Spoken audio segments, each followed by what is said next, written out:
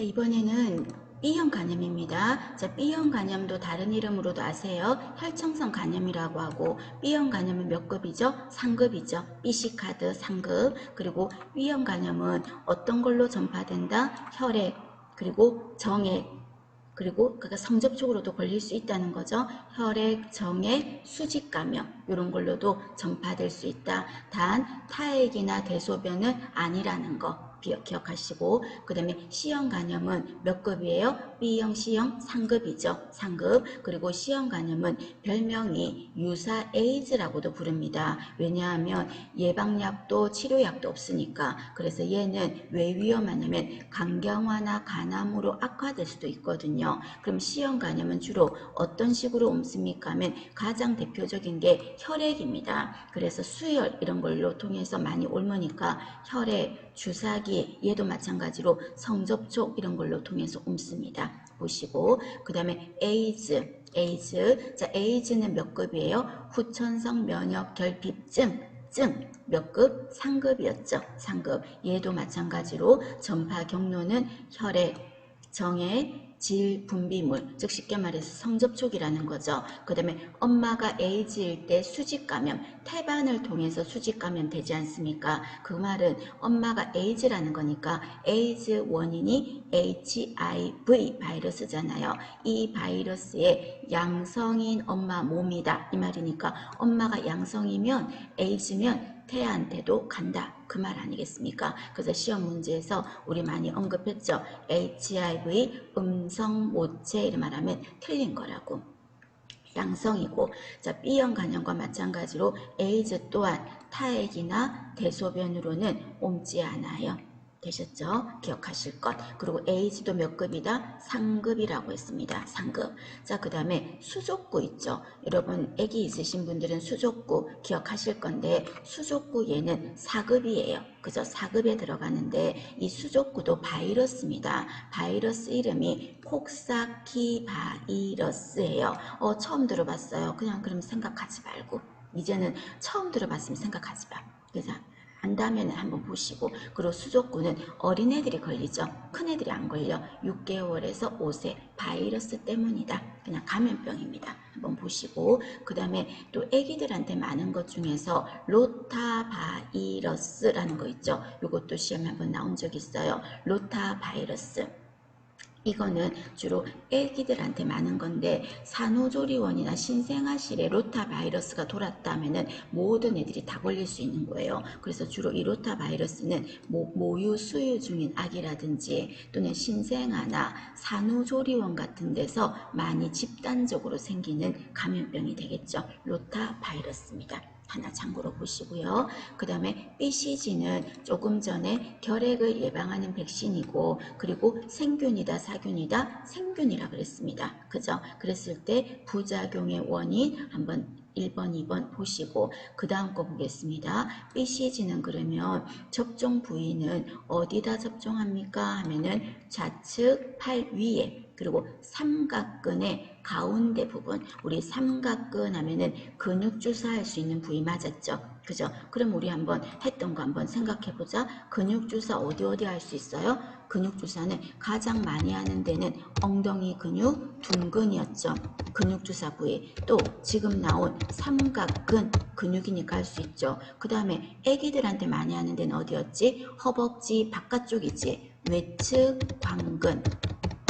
그 다음에 자기가 할 수도 있어. 허벅지 앞부분에. 그 부분을 뭐라고 한다? 대퇴직근이라고 했었죠. 자기가 스스로 하기가 좋은 곳. 그래서 요런 데가 근육 주사를 할 수 있는 부분인데 BCG는 다른 데 하는 게 아니라 삼각근의 중앙 부위에 한다. 그리고 BCG는 어떤 주사 방법이라고요? 아셔요? 피내 주사를 통해서 하는 거죠. 그러면 피내 주사하면 여러분 우리 했잖아. 실기할 때 했잖아. 아동할 때 했나? 실기할 때 했나? 어떤 거였습니까? 피내라는 거는 어떤 거? 무슨 진단할 때 했잖아. 투베르쿨린 반응 결핵 진단할 때 했죠. 그 다음에 디프테리아 시크 테스트, 성홍열 딕 테스트 전부 다 피내 주사로 했어요. 그리고 또는 알레르기 어떤 반응 같은 거 볼 때 알레르기 반응, 뭐 과민 반응 이런 거 할 때 피내 주사로 했죠. 그리고 뭐가 들어갔다? 예방 주사는 다 피하 주사인데 어떤 거? BCG만.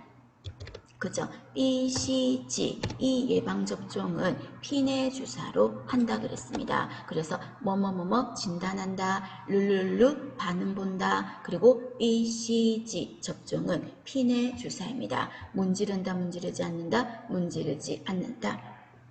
그 다음에 결핵의 감수성이 높은 환자 아시고 가셔야 되는데, 자, 결핵의 감수성이 높다 그랬어요. 감수성이 높다는 말은 잘 걸린다 그 말이라 그랬죠. 그때 3세 미만의 소아 또는 노인 잘생겨요. 아주 어리거나 나이가 많거나 아니면 청소년들도 잘생깁니다. 조심하세요. 청소년들한테도 많아요. 그리고 영양 상태가 어떤 사람? 불량 환자. 그리고 또 면역력이 떨어지면 잘생기지 않나? 결핵뿐 아니라 그럼 면역력이 떨어지게 만드는 게 스테로이드잖아. 그 스테로이드가 부신피질 호르몬이거든. 이 호르몬을 오랫동안 투여하는 사람은 어떤 거라도 잘 걸려. 면역력이 떨어졌으니까. 되셨습니까? 알아두십시오, 여러분. 소아, 노인, 청소년, 그리고 영양 결핍자, 그리고 스테로이드 투여자 이런 사람들한테 감수성이 높다.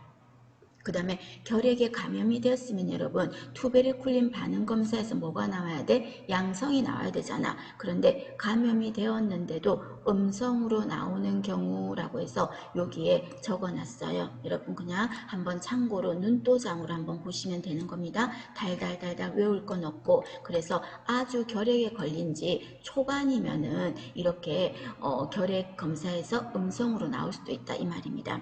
그 다음에 면역 반응을 막 눌러버리니까 오히려 반응 검사에서도 눌러버려져 가지고요 음성으로 나올 수도 있다. 호르몬 사용했을 때. 그리고 면역 기능이 떨어져서 엄청나게 심한 영양실조나 이런 거 있으면 음성으로 나올 수 있다. 그리고 심하게 열나는 질환이 알고 있으면 음성으로 나올 수 있다. 그 부분입니다. 참고로만 하시면 됩니다. 자, 그 다음 중요하죠. 결핵 관리를 왜 중요시하냐. 자, 결핵은 몇 급 감염병인데요. 성한결, 이가 하면서 2급 감염병이라고 그랬죠. 그러면 결핵 관리가 왜 중요하냐? 결핵은 충분히 예방이 가능하거든. 뭘로? BCG 접종도 있잖아요. BCG. 그죠? 그런 예방이 가능하고 그리고 결핵은 환경하고 관련이 높아요. 그래서 예전에는 후진국병이라고도 불렀지 않습니까? 왜 밀집되고 밀폐된 곳에 사람들이 따닥따닥따닥 붙어 있으면 결핵이 잘 생기거든. 그래서 환경하고 관련이 밀접하니까 환경 관리만 잘하면 되잖아. 그리고 예방주사 맞으면 되잖아. 그러니까 관리가 중요하고 충분히 관리가 가능하다 이 말입니다. 봐주시고 그 다음 거 너무 중요하죠. 폐결핵의 가장 흔한 감염 경로는 뭐다? 비말 전파다. 비말 전파다. 그래서 비말 전파기 때문에 어떤 마스크를 낀다? 시험 문제에서 수술용 마스크를 착용한다면 X, 수술용이 아니라 비말을 차단할 수 있는 헤파 마스크, 그 다음에 N95 마스크, 그죠? 헤파, N95 마스크 알아두셔야 되겠습니다. 보실 것. 그 다음 거 법규에 있는 내용이지만 결핵이 나왔으니까 여기에서 같이 언급을 하는 겁니다. 자, 결핵 환자예요. 결핵 환자예요. 자, 결핵 환자라는 건 어떤 거다? 당연히 결핵균이 들어왔겠지. 그리고 들어오기만 했다고 다 환자는 아니야. 그러면 어떠냐면 결핵균 검사에서 양성으로 나온 거예요. 양성으로 확인된 자, 그거를 환자라고 하죠. 그럼 환자라고 해서 모두 다 다른 사람한테 옮기는 건 아닙니다. 환자라도 자기가 결핵약을 먹고 2주 정도 먹었으면 본인은 아직 환자지만 다른 사람한테는 안 옮기잖아. 그런데 환자 중에서 다른 사람들한테 옮기는 사람, 그런 사람을 뭐라고 한다? 전염성 결핵 환자라고 하겠죠. 전염성 결핵 환자. 이거는 끝에 뭐가 붙을까? 두 번째 줄에 다른 사람에게 전염시킬 수 있다 이런 말이 붙을 거니까 어렵진 않아. 되셨습니까? 그 다음에 이번에는 잠복결핵이죠. 잠복결핵. 자, 잠복결핵은 시험에서 많이 언급이 안 됐는데 충분히 언급이 될 수 있는 부분이라고 저는 생각합니다. 자, 잠복결핵은 어떤 거다? 모든 게 다 숨어 있는 거야. 모든 게 수면 위로 떠오르는 거는 하나도 없어. 왜냐하면 내가 아직은 건강하기 때문에 나의 면역력으로 눌러버렸기 때문에 모든 걸 다 눌러버렸어. 그러나 결핵에 감염된 거는 맞아. 결핵에 감염은 됐어요. 감염은 됐는데요. 내가 결핵에 감염되면 보통 증상이 나타나야 되잖아요. 기침하고 객담 있고 미열도 있고 그죠? 없어. 증상 없어. 엑스레이 찍어도 없어. 조직검사상에도 없어. 전부 다 없어. 없어예요. 그러면 마지막에 보통은 결핵균 검사에서 나타났잖아. 그런데 결핵균 검사에서조차도 없어. 그러니까 전부 다 안 드러난 거죠. 어렵지 않죠? 이걸 뭐라고 한다? 잠복결핵이라고 하죠. 그럼 이거는 엑스레이 찍어도 안 나타나는데 어떻게 확인합니까? 피검사를 통해서, 혈액검사를 통해서 확인이 가능합니다. 잠복결핵. 되셨습니까? 봐주시고 그 다음에 밑에 거도 여러분 중요하죠. 자, 결핵 의사 환자라고 합니다. 결핵 의사 환자. 의사 환자는 제가 계속 말씀드릴 때 어떻게 했습니까? 이상하네, 의심스럽다 그랬죠. 아, 이상한데 하는 게 의사 환자라 그랬어. 그럼 의사 환자는 어떤 거냐면요. 증상이 있는 거예요. 기침하고 열도 나고 객담도 있고 하는 거예요. 그리고 엑스레이 상에도 그런 것 같아요. 그리고 조직검사상에도 있는 것 같아요. 그러면 전부 다 있는 것 같으면 마지막 퍼즐 한 조각은 뭐가 나와야 돼? 객담검사, 결핵균 검사에서도 나와야 되잖아. 근데 이 마지막 퍼즐 한 조각이 안 맞아 떨어지는 거예요. 그래서 이 검사에서만 어떻게 나온다? 아직 양성으로 안 나온 겁니다. 여기서는 전부 다 나왔어요. 있는 것 같다고 나왔어요. 그런데 결핵균 검사에서는 아직은 안 나온 거예요. 제가 뭐라 그랬냐면 아직은 안 나왔다 그랬어요. 아직은. 되셨습니까? 그래서 균 검사에서 양성으로 확인되지 아니한 자. 그럼 마음이 어때? 분명한데 이상하네. 이런 사람을 의사 환자라고 합니다. 두 가지 잠복결핵이랑 구별하시고 구별 쉽죠? 여러분 어렵진 않으니까 기억을 하셔야 됩니다. 보시고 그 다음에 제가 지난 시간에 결핵관리 종합계획 법규하면서 설명했는데 다른 감염병 계획 있죠. 다른 감염병 기본계획 이런 거는 누가 세웠다? 감염병은 질병관리청장이 나서는 거야. 그런데 감염병에 대한 기본계획이니까 보건복지부 장관을 건너뛸 수는 없어. 그래서 질병관리청장이 감염병 계획은 질병관리청장이 보건복지부 장관하고 협의를 한다 그랬었어요. 기억나요? 자, 그런데 감염병 안에 결핵이 들어가잖아. 감염병의 종류잖아. 그러니까 감염병의 큰 틀은 보건복지부가 하지만 결핵관리 계획은 보건복지부 장관이 감염병 계획 세웠으니까 나랑 했으니까 결핵은 네가 해라 이렇게 된 거야 쉽게 말해서. 그래서 결핵관리 종합계획은 누가 한다? 질병관리청장이 수립하겠습니다. 질병관리청장이. 그리고 계획이니까 몇 년마다 할까? 5년마다. 5년마다 질병관리청장이 수립을 하겠습니다. 알아두십시오. 보시고.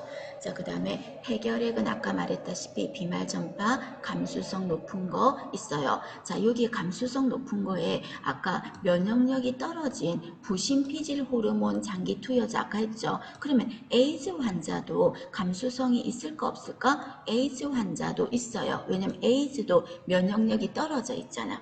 에이즈도. 그래서 에이즈는 온갖 균들이 바이러스나 이런 게 다 들어올 수 있어. 면역력이 떨어졌으니까. 그래서 에이즈 환자도 결핵에 걸릴 확률이 높다는 겁니다. 그러면 증상은 어떤 증상이 나타납니까? 지금 결핵하고 있어요. 결핵은요. 처음부터 고열이 나진 않아요. 나중에는 고열이 나더라도요. 처음에는 미열이 날 수 있어요. 이때 미열은 초저녁쯤에 미열이 나는 거야. 기분 나쁠 정도의 미열. 그래서 37점 몇 도 요 정도 미열이 나요. 그러면서 체중도 빠지고 요즘 따라 입맛도 없고 이런 것도 나타나요. 그러나 가장 큰 특징은 어떤 게 되겠습니까? 기침, 그 다음에 흉통, 그리고 폐가 안 좋은 것도 이쪽도 흉통이 있거든요. 흉통, 그리고 객담 이런 게 나오는 거죠. 되셨습니까? 증상입니다. 그러면 이 결핵은 어떻게 진단합니까? 하면은 아까 말했다시피 밑에 진단해 보시면 투베르쿨린 반응 검사를 하는 거죠. 투베르쿨린 반응 검사. 그러면 결핵을 알아보는 검사 투베르쿨린 반응 검사에서 어떻게 합니까? 전방 내측에다가 어떤 방법으로 PPD 주사를 하죠. 그럼 이때 투베르쿨린 반응 검사할 때 알아보는 시약이 PPD 용액이었어. 맞나요? PPD 용액. PPD 용액 이거 어디에 보관합니까? 2에서 5도 냉암소에 보관했죠. 이거를 얼마 했더라? 0.1cc. 0.1cc를 어디에다 했습니까? 팔의 안쪽에다 했었죠. 자, 그냥 키워드만 적고 있습니다. 아시면 안 적어도 되고 전방 내측에다가 했어요. 전방 내측에. 팔의 안쪽 부분에다가 합니다. 어떤 주사 방법으로? 얇게 포를 뜨는 피네 주사를 통해서 하는 거죠. 그리고 동그라미를 해놓죠. 목이 물린 것처럼 되면 몇 시간 뒤에 봤더라? 48에서 72시간 후에 뭐를 봤더라? 경결의 직경을 봤어요. 얼마나 땡글땡글한지 그 사이즈를 체크를 했었어요. 맞나요? 그때 그 사이즈를 체크를 했을 때 어떤 결과가 나오냐면은 만약에 그 사이즈가 10mm 이상이야. 10mm 이상이면 뭐라고요? 당신은 투베르쿨린 반응 검사에서 양성입니다. 라고 했습니다. 알아두십시오, 여러분. 그러면 이거는 무엇이다? 당신은 결핵입니다. 가 아니고 뭐라 그랬어요? 당신은 결핵균에 노출된 경험이 있다 하는 걸 양성이라 그랬죠. 그 다음에 9mm 이하야. 9mm 이하야. 그럼 당신은 투베르쿨린 반응 검사에서 음성입니다. 무슨 뜻이라고요? 당신은 안 걸렸다. 그게 아니라 결핵균에 노출된 경험이 없다. 그 말이죠. 물론 그게 안 걸린 거긴 하지만 의미는 노출된 경험이 없다. 이렇게 하셔야 돼요. 되셨습니까? 그러면 이때 만약에 이 사람이 양성으로 나왔어. 투베르클린 검사에서 양성 나왔어. 그럼 그때 양성 나왔으면 바로 환자는 아니죠. 왜냐하면 정밀 검사를 해야 되겠지. 그래서 뭐를 할까? 엑스레이 간접 촬영을 찍고 그 다음에 엑스레이 직접 촬영도 하고 그리고 마지막은 뭘로 할까요? 객담 검사가 이루어지겠죠. 거기에서 마지막까지 나오면 그 사람은 환자가 되는 거죠. 그럼 환자면 어떻게 해야 돼? 치료해야 되겠죠. 위로 올라가셔서 치료. 그럼 치료는 어떤 거 해야 돼? 결핵 치료약을 먹어야 되겠죠. 항결핵제를 복용할 겁니다. 이거는 어떻게 한다? 식전에 먹을게요. 식전에 한 번 먹을게요. 공복 시에. 그리고 2주 정도만 꾸준히 복용을 하면요. 감염력은 없어져요. 감염력은 없어져요. 그리고 결핵 자체가 굉장히 소모성 질환이거든요. 굉장히 이 결핵균이 독해가지고 자기가 영양분을 다 뺏어 먹어버려. 그래서 결핵 환자의 시기는 어땠습니까? 전부 다 고였잖아. 전부 다 고는 없었거든. 지방을 많이 주는 건 좋다고 생각 안 하잖아요. 고지방까지 다 고예요. 그래서 고탄수화물, 고단백, 고비타민, 고지방 뭐 전부 다 고로 시작되는 게 결핵 식이요법입니다. 되셨습니까? 봐주시고 그때 항결핵제를 복용했을 때 어떤 약? 스트랩토마이신 기억하셔야 되겠죠? 스트랩토마이신 그 약은 어떤 부작용이 있습니까? 뭐라고요? 뭐 안 들려요? 하는 거 청력장애 부작용 원하지 않는 작용은 청력장애가 있죠. 그 말은 다르게 말하면 몇 번 뇌신경? 제8번 뇌신경 장애 같은 말이죠.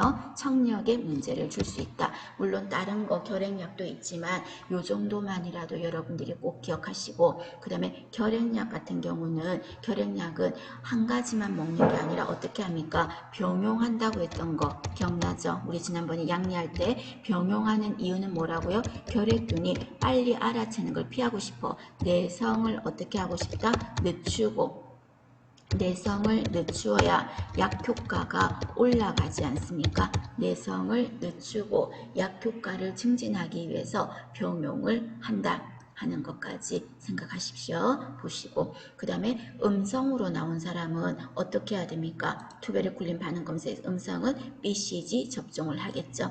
그 다음에 밑에 보시면 결핵 검진 순서 금방 말한 거 순서대로 기억을 하시고 그 중에서 X선이 만약에 시험 문제에서 간접 직접이 없으면 그냥 엑스레이로만 하면 돼. 근데 또 간접 직접이 있다면 간접부터 하고 직접 촬영을 하는 거죠. 그러면 이 간접 촬영은 그런데 어떤 점에서 좋아요? 싼 게 좋죠. 그러니까 단체로 할 때 좋겠죠. 그래서 집단 검진할 때 활용을 많이 하죠. 싸니까 집단 검진할 때 활용하는 거는 엑스레이 간접 촬영입니다. 되셨습니까? 그 다음에 객담 검사는 여러분 우리 알다시피 아까 이른 아침에 첫 기침, 우리 기본 간호에서도 했죠. 이른 아침 첫 기침을 하는 거죠. 그 다음에 객담 배양 검사가 났다면 어떻게 할까요? 객담 배양 검사가 났다면 석션. 객담 배양 검사는 석션이었습니다. 그 다음에 결핵을 전파를 막고 싶습니다. 전파 예방 중요하죠. 전파 예방. 그러면 결핵 환자의 객담 소독은 어떤 걸로 할까요? 결핵 환자의 객담 소독은 소가 마르고 닳도록 중요한 문제가 되겠죠. 소가. 그 다음에 또 결핵 자체는 모든 걸 다 소각할 필요는 없어. 왜? 가구, 침구, 서적 이런 거는 버리긴 다 아깝잖아요. 그럼 그건 어떻게 할까? 일광소독을 할게요. 이때 일광소독이라는 거는 자외선, 적외선, 자외선.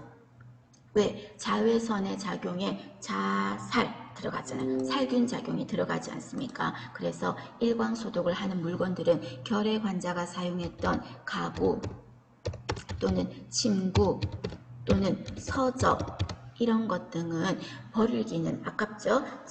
다시 재활용할 수 있으니까 일광소독을 하겠습니다. 그리고 이거는 환경위생과 관련이 있다 그랬죠. 그래서 환자방을 주로 환기를 시킵니다. 여기서 여러분이 꼬아져 가지고 전염성 결핵인데 문을 열어도 됩니까? 그렇게 생각하지 말고 자주 이 사람이 전염성 결핵이란 말은 안 했잖아. 결핵 환자일 때는 어쨌든 문을 열어야 다른 사람한테 안 옮길 거 아닙니까? 되셨죠? 그 다음에 활동성 결핵시. 활동성 이제 말했잖아요. 활동성 결핵이라고 여러분한테 절대 논란의 소지가 있게 문제는 안 나올 거야. 활동성 결핵일 때는 어떤 병실을 한다? 음압 병실을 하고 활동성 결핵일 때는 문을 열면 안 되겠죠. 창문을 열고 문을 열어서 환기시킨다면 틀렸어. 활동성 결핵일 때는 음압 병실입니다. 음압 병실이라는 거는 균이 빠져나가지 못하게 진공 상태처럼 빨아당기는 거, 청소기처럼 빨아당기는 거지 자기 안에 있는 게 나가진 않아. 되셨죠? 음압 병실을 씁니다. 활동성 결핵일 때만. 되셨어요? 그거 생각하시고 그 다음에 밑으로 내려가시겠습니다. 내려가시면 기후의 3요소, 환경 부분 조금만 볼게요. 자, 기후의 3요소입니다. 반드시 여러분 그래도 알고 갑시다. 기후의 3요소는 온, 습, 유라고 했죠. 기후 3요소는 온, 습, 유 기억하시고 그 다음에 온열 요소 기억합시다. 온열은 따뜻한 거가 나왔죠. 열 나왔으니까 끝에가 뭐다? 복사열인 거야. 하나가 더 붙을 거야. 앞에 기본은 뭐고? 온습유 똑같이 들어가고. 되셨어요? 기후의 3요소 온습유, 온열의 3요소, 온열 요소는 온습유 플러스 복사열. 되셨죠? 땡! 되셨고 그 다음에 우리가 지구가 더워지는 현상을 뭐라고 합니까? 온실효과라 그랬지. 지구가 더워지는 거. 왜 더워지냐면 이산화탄소가 지구를 랩으로 씌워버렸다 생각해. 랩으로 지구를 싸버렸으니까 지구에 있는 열이 빠져나가지 않는 거지. 그래서 지구가 뜨거워지는 거예요. 이런 거를 온실효과라고 하고 그 원인은 누구 때문이다? 이산화탄소 때문이라는 거 기억을 합니다. 여러분 기본이니까. 그 다음에 밑에 보시면 불감기류입니다. 불감기류. 자, 불감기류라는 건 여러분 어떤 거야? 불감기류는 바람을 느끼지 못하는 바람의 세기. 그래서 불감이란 자체가 느끼지 못한다 이 말 아니겠습니까? 그래서 바람을 느끼지 못하는 세기. 그거를 불감기류라고 표현을 하겠습니다. 그럼 이때 불감기류 같은 경우는 피부가 전혀 못 느낀다는 거야. 바람이 아이고 시원하다 이런 거 못 느낀다고. 느끼지 못하는 바람의 세기를 불감기류라고 합니다. 그때 불감기류는 얼마다? 뒤에 단위는 필요 없어. 뭐만 외우자? 0.5 외우세요. 불감기류는 0.5 알아두십니다. 되십니까? 그 다음에 밑에 보시면 불쾌지수죠. 불쾌지수는 여러분 기후의 3요소가 뭐가 있었지? 온, 습, 유 있었죠. 이때 온이 뭐냐면 기온이야. 습은 기습이야. 그 다음에 류는요 기류, 바람이거든요. 근데 불쾌지수는 온하고 습만 보고요. 바람은 고려하지 않았어. 바람은 안 볼 거야. 그러니까 바람이 없는 곳은 어디예요? 실내잖아. 그래서 불쾌지수는 원래는요 실내에서만 측정한 거예요. 실내에서만. 그래서 기온과 기습만 봤습니다. 그러면 이 불쾌지수에서 여러분들이 기억하실 거는 불쾌지수가 얼마일 때 어떠냐 하는 거 문제집에서 우리 많이 언급했죠. 그 부분인데 제일 그래도 많이 빈도가 높게 나오는 거는 어떤 거냐면 두 번째 있는 75 이상일 때. 그래서 저도 이거 되게 헷갈리니까 그냥 75 하면은 5자를 떠올리셔가지고 50%의 사람이 불쾌감을 느낀다 하면은 75 되셨습니까? 그 다음에 70%는 앞에 그냥 일자 붙여줘가지고 그냥 10이야. 그래서 10%의 사람이 불쾌감을 느끼는 겁니다. 그리고 80은 75가 절반인데 80 정도 되면은 거의 모든 사람. 86 이상이다, 85 이상이다 이렇게 되면 85라고 하셔도 됩니다. 여러분 85 여기 85 이상이다 하면은 어떤 거다? 견딜 수 없는 상태. 견딜 수 없는 상태입니다. 저라면 두 번째 거를 딱 기준으로 우선 잡겠어요. 75 되셨습니까? 알아두시고. 자, 그러면 우리나라는 불쾌지수가 어느 달에 가장 높아요? 7월하고 8월, 그죠? 7월하고 8월에 불쾌지수가 가장 높죠. 7월하고 8월 장마철 때 봐주십니다.